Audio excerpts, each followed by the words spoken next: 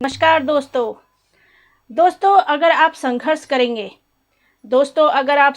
करेंगे तो या तो आपको सफलता मिलेगी या असफलता। दोस्तों अगर आप संघर्ष करेंगे तो या तो आपको सफलता मिलेगी या असफलता। दोनों ही परिस्थितियों में आपको कुछ ना कुछ तो मिलेगा। अगर सफलता मिली तो आप और आगे बढ़ना चाहेंगे, और असफलता मिली तो आप अपने अनुभवों से और बेहतर बन सकते हैं। तो दोनों सफलता और असफलता हमें फ़ायदा पहुंचाती है। इसलिए अगर हम खाली बैठे तो हमें तो कुछ नहीं मिलने वाला। अगर हम खाली बैठे रहे, भाग्य के भरोसे बैठे रहे, तो हमें कुछ नहीं मिलने वाला। लेकिन हमने कोशिश करी तो कुछ भी नहीं तो हमें अनुभव तो ज़रूर मिलेगा। तो दोस्तों, मेरा नाम है आशा और आप मेरे संग पढ़ रहे हैं जीके की पाठशाला में जनरल स्टडीज़ से रिलेटेड सब्जेक्ट, जिसमें मैं आपको हिस्ट्री पढ़ा रही हूँ। तो हिस्ट्री में क्या पढ़ा था दोस्तों? हिस्ट्री में पढ़ा था हमने महमूद गजनवी के बारे में। फिर महमूद गजनवी के आक्रमण पढ़े थे। फिर हमने मोहम्मद गौरी के बारे में पढ़ा था, उनके आक्रमण पढ़े थे। कब से कब तक हुए मोहम्मद गौरी के आक्रमण? 1175 से 1206 ईस्वी तक हुए। और 1206 में जब खोखरों के विरुद्ध उनका आक्रमण हो रहा था, तब खोखरों के ही सरदार ने मोहम्मद गौरी को मार दिया था। तो मोहम्मद गौरी के 4 गुलाम भी हुए। कौन कौन थे वे? कुतुबुद्दीन ऐबक थे, यलदौस थे, कुबाचा थे और बख्तियार खिलजी थे। बख्तियार खिलजी ने नालंदा और विक्रमशिला विश्वविद्यालय को जलाकर राख कर दिया था। अब उन्होंने जब ये नालंदा और विक्रमशिला पुस्तकालय जला दिया, पुस्तकालय, विश्वविद्यालय नहीं दोस्तों, पुस्तकालय जला दिया, तो वहाँ कितना सारा ज्ञान था पुस्तकों में। और अगर वो ज्ञान अभी हमारी जनरेशन को मिलता तो वो कितना बेहतर प्रोग्रेस कर लेते। ये तो आप जानते हैं, क्योंकि पुराने साहित्यकारों को बहुत नॉलेज रहती थी और उन्हें जो भी नॉलेज रहती थी वो किताबों में उतार देते थे। और जब वो पुस्तकालय ही जला दिया तो सारा ज्ञान तो वहीं राख में समेट कर रह गया। इसलिए दोस्तों कहते हैं कि हमें हमेशा अपनी बुद्धि से काम लेना चाहिए। उसने ये नहीं सोचा कि इन किताबों का क्या यूज़ हो सकता है आगे। तो बख्तियार खिलजी के बारे में हम आज थोड़ा पढ़ेंगे दोस्तों। मैंने आपको बताया था कि मोहम्मद गौरी के गुलाम कौन थे? कुतुबुद्दीन ऐबक थे, यलदौस थे, कुबाचा थे और बख्तियार खिलजी थे। बख्तियार खिलजी ने 1200 से 1204 ईस्वी तक बंगाल और बिहार पर आक्रमण किया। बंगाल और बिहार के शासक कौन थे? लक्ष्मण सेन थे। फिर बख्तियार ने नालंदा और विक्रमशिला को तहस नहस कर दिया। वहाँ के पुस्तकालय को तहस नहस करा। वहाँ बहुत सारी किताबें रखी हुई थी। आज के टाइम पे विदेशी इतनी प्रोग्रेस क्यों कर रहे हैं? क्योंकि उन्हें सब ज्ञान है, कैसे जहाज़ बनते हैं, कैसे कार बनती हैं, कैसी कैसी नई कारें निकाल देते हैं वो। और हम भारत के लोग जो हैं उनकी चीज़ों को यूज़ करते हैं। अगर उतना सारा ज्ञान हमारे पास होता, हमारी जनरेशन के पास होता, तो वो कितने आविष्कार कर डालते। फिर भी अभी भी उनमें इंटेलिजेंसी की कोई कमी नहीं है। बहुत इंटेलिजेंट है हमारे भारतवासी, और सब के सब यूनिक है अपने आप में। तो दोस्तों, बख्तियार खिलजी ने नालंदा और विक्रमशिला को तहस नहस कर दिया और लखनौती को राजधानी बना लिया। लखनौती को क्या बना लिया? राजधानी बना लिया। इन्होंने असम के माघ राज्य पर भी हमला किया। असम के माघ राज्य पर हमला किया। असम जो है पहाड़ी इलाका था जहाँ गुरिल्ला युद्ध नीति चलती थी। असम पर जो इन्होंने हमला किया, वहाँ एक वो पहाड़ी इलाका था असम, और वहाँ गुरिल्ला युद्ध नीति चलती थी। आप सोचेंगे कि गुरिल्ला युद्ध नीति क्या होती है। तो दोस्तों ये अलग अलग टुकड़ियों में बटे होते हैं लोग। गुरिल्ला युद्ध नीति में जो लोग होते हैं, ये लोग अलग अलग बटे हुए होते हैं और दिन के समय तो ये ऐसे लगते हैं बिल्कुल आम नागरिक की तरह, और जब रात को निकलते हैं युद्ध करने तब इनका पता नहीं चलता, क्योंकि ये पीछे से वार करते हैं। ये अलग अलग टुकड़ियों में बटे होते हैं जो दिन में तो आम नागरिक की तरह लगते हैं और रात को अपना आतंक फैलाते हैं। फिर गुरिल्ला युद्ध में बख्तियार की सेना समाप्त हो गई। बख्तियार खिलजी की जो सेना थी वो समाप्त हो गई, क्योंकि गुरिल्ला युद्ध नीति में जो लोग थे वो पीछे से वार करते थे, पता भी नहीं चलता था, जिससे बख्तियार की सेना समाप्त हो गई। फिर कुछ विश्वविद्यालय के बारे में मैं आपको बताना चाहूँगी।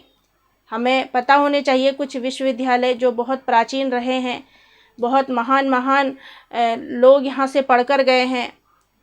हेनसांग, कौटिल्य, फायान, इतने महान व्यक्ति यहाँ से पढ़कर गए हैं, तो हमें उन विश्वविद्यालयों के बारे में भी पता होना चाहिए कि वो विश्वविद्यालय कहाँ हैं, अब वो कहाँ स्थित है।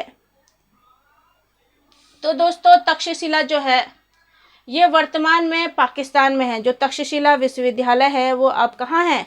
पाकिस्तान में है, जो कि विश्व का प्रथम विश्वविद्यालय था। विश्व का प्रथम विश्वविद्यालय था। कौन सा? तक्षशिला विश्वविद्यालय। कौटिल्य, पाणिनि, प्रसेनजित यहाँ से पढ़कर गए हैं।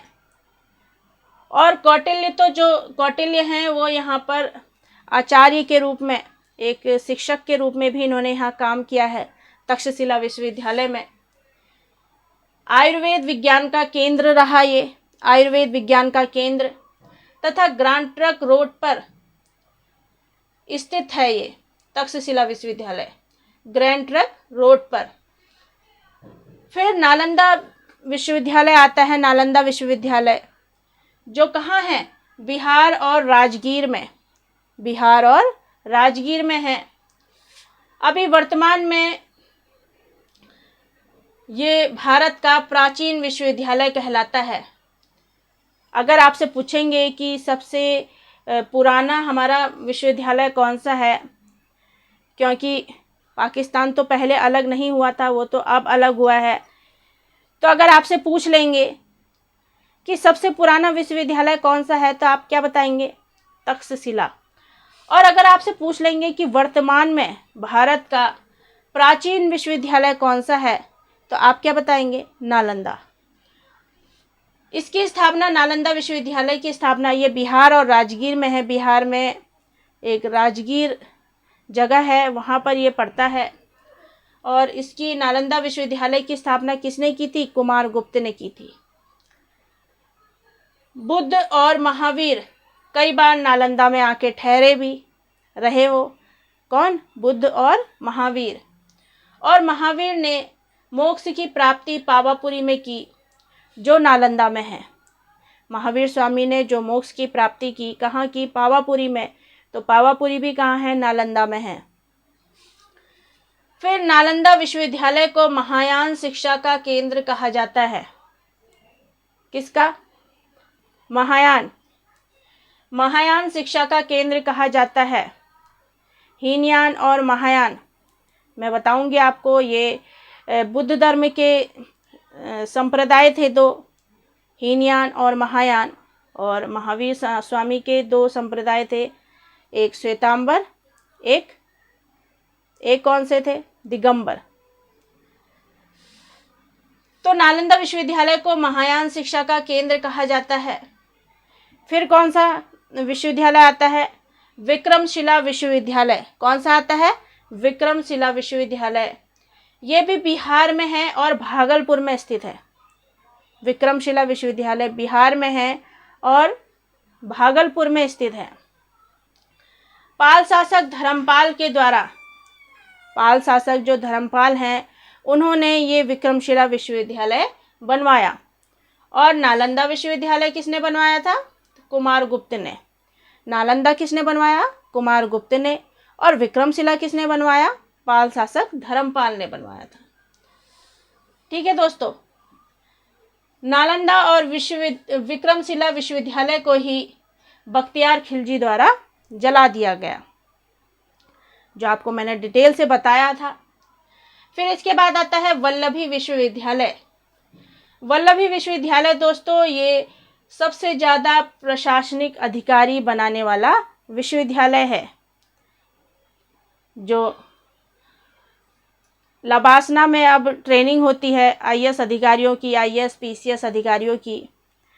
तो उनकी जो पहले ट्रेनिंग होती थी पुराने टाइम पे, उनकी कहाँ होती है? वल्लभी विश्वविद्यालय में होती थी। तो इसलिए ये सबसे ज़्यादा प्रशासनिक अधिकारी बनाकर देती थी। ये कहाँ है विश्वविद्यालय? सौराष्ट्र गुजरात में है। कहाँ पर है? सौराष्ट्र गुजरात में है, और बौद्ध शिक्षा का केंद्र भी है। फिर दिल्ली सल्तनत में 5 वंश आए। मोहम्मद गौरी के बाद उसका गुलाम आया कुतुबुद्दीन ऐबक, फिर उसका गुलाम आया, फिर उसका गुलाम आया। इस तरह गुलाम आए, फिर खिलजी आए, फिर तुगलक आए, फिर सैयद आए, फिर लोदी आए। गुलाम वंश में भी कुतुबुद्दीन ऐबक, फिर इल्तुतमिश, फिर बलबन, ये सब आपको मैं बताऊंगी आगे। तो दिल्ली सल्तनत में 5 वंश आते हैं।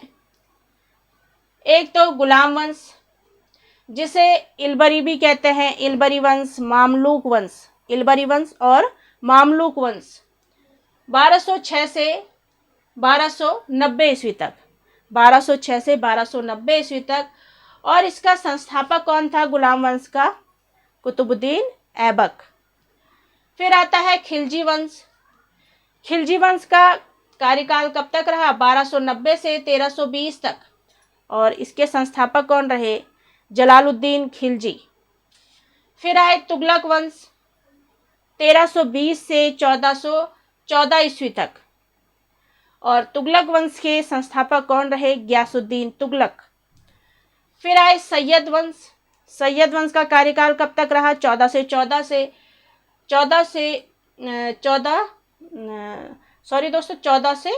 1414 से 1451। कभी कभी बोलने में हो जाता है, गलती हो जाती है, सबसे होती होगी, मुझसे भी हो गई। तो सैयद वंश है 1414 से 1451, और इसके संस्थापक कौन है? खिज़्र खां। कौन है? खिज़्र खां। फिर लोदी वंश आता है, और इसका संस्थापक है बहलोल लोदी, 1451 से 1526 तक। अब दोस्तों ये इतने सारे वंश हैं। अब आप सोचेंगे कैसे याद करेंगे, हमें तो याद ही नहीं हुए। तो एक बार मैं इसकी इजी ट्रिक बता देती हूँ। गुल खिला तुग से लोदी, गुल खिला तुग से लोदी। देखिए याद हो गए ना 5 वंश आपको एक संग, एक लाइन में याद हो गए। कहाँ आप गुलाम वंश पढ़ते, फिर खिलजी वंश पढ़ते, फिर तुगलक वंश पढ़ते, फिर सैयद पढ़ते, फिर लोदी पढ़ते। तो मैंने ये अपने आप से बनाई है इजी ट्रिक कि आपको आराम से याद हो जाएगा। तो एक बार और सुनिए, गुल खिला तुग से लोदी। ठीक है, याद हो गया? एक बार जैसा मैंने बोला है वैसा बोलिएगा, एक दो बार जरूर याद हो जाएगा। मुझे भी ऐसा ही याद हुआ। फिर इनके शासक के संस्थापक जो हैं ये आपको बहुत इजी वे में याद हो जाएंगे। एक दो बार याद कर लीजिएगा। जैसे गुलाम है तो इसका आएगा कुतुबुद्दीन ऐबक। फिर खिलजी है, अब खिलजी में जलालुद्दीन आ जाएगा, तुगलक में गयासुद्दीन आ जाएगा, सैयद में खिज़्र आ जाएगा, और लोदी में बहलोल आ जाएगा। बाकी इनका इतना का जो डेट है इतनी नहीं आती है, लेकिन इनके संस्थापकों के नाम आ जाते हैं। तो क्या बताएंगे आप? गुलाम वंश के कुतुबुद्दीन ऐबक हैं, फिर खिलजी वंश के जलालुद्दीन खिलजी हैं, फिर तुगलक वंश के गयासुद्दीन तुगलक हैं, फिर सैयद वंश के खिज़्र खां हैं, और लोदी वंश के बहलोल लोदी हैं। ठीक है दोस्तों, एक दो बार याद करिए, याद हो जाएगा। फिर सबसे ज़्यादा टाइम और सबसे कम टाइम किसने शासन किया, ये भी आप का एक क्वेश्चन होना चाहिए कि सबसे कम टाइम में किसने शासन किया। तो वो था खिलजी वंश। और सबसे ज़्यादा टाइम किसने शासन किया, तुगलक वंश ने। सबसे ज़्यादा समय तुगलक वंश ने शासन किया और सबसे कम समय खिलजी ने शासन किया। फिर दिल्ली का, ये दिल्ली सल्तनत के बारे में ही हम पढ़ रहे हैं, तो दिल्ली का हमें पुराना नाम भी पता होना चाहिए। क्या है दिल्ली? आजकल दिल्ली बोलते हैं, दिल्ली बोलते हैं, तो उसका एक प्राचीन नाम भी है। क्या है वो? इंद्रप्रस्थ। कहते हैं यहाँ पर इंद्र निवास करते थे।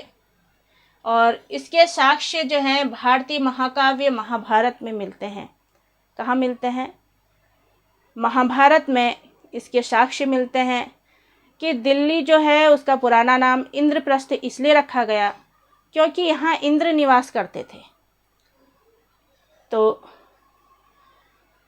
इतना तो नहीं आएगा, लेकिन आपको ये पता होना चाहिए, नॉलेज में रहना चाहिए कि दिल्ली का नाम कैसे पड़ा, दिल्ली कैसे हुआ, फिर पुराना नाम क्या था, इंद्रप्रस्थ था, क्यों पड़ा इंद्रप्रस्थ। तो ये सब छोटी छोटी बातें आपको पता होनी चाहिए।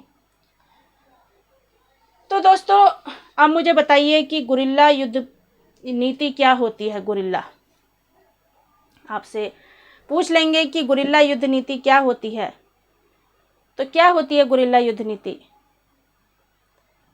इतना मैंने पढ़ाया, आपको जरूर याद हो गया होगा।